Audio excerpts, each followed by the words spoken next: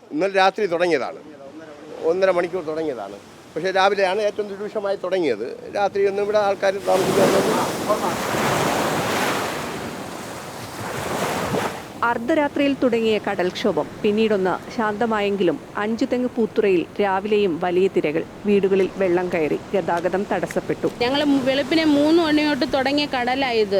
ഇന്ന് പള്ളി പോലും പോകാൻ പറ്റാത്തൊരവസ്ഥയാണ്. രണ്ടാമത്തെ കുർബാനയ്ക്ക് പള്ളി പോകാൻ ഒരുങ്ങിയപ്പോഴാണ് കൂടുതലും ഈ വെച്ച സാധനങ്ങളെല്ലാം കടലടിച്ച് അകത്തിട്ടേക്കുന്നത്.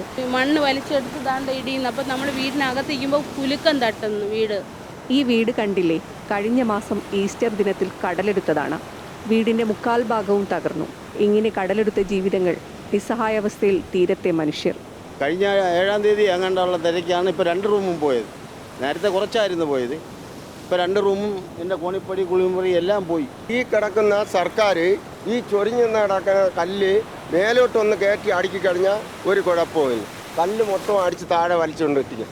ആ സർക്കാരിനെ ഒരു JCB കൊണ്ടുവന്ന് കംപ്ലീറ്റ് ഈ കല്ല് വലിച്ച് അടുക്കി കഴിഞ്ഞാൽ ഇവിടെയും വെള്ളം കയറത്തില്ല, ഒരിടത്തും വെള്ളം കയറത്തില്ല.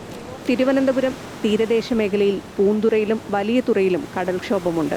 കള്ളക്കടൽ പ്രതിഭാസം തുടരുന്നതിനാൽ ജില്ലാ ഭരണകൂടം ജാഗ്രതാ നിർദ്ദേശം നൽകിയിട്ടുണ്ട്.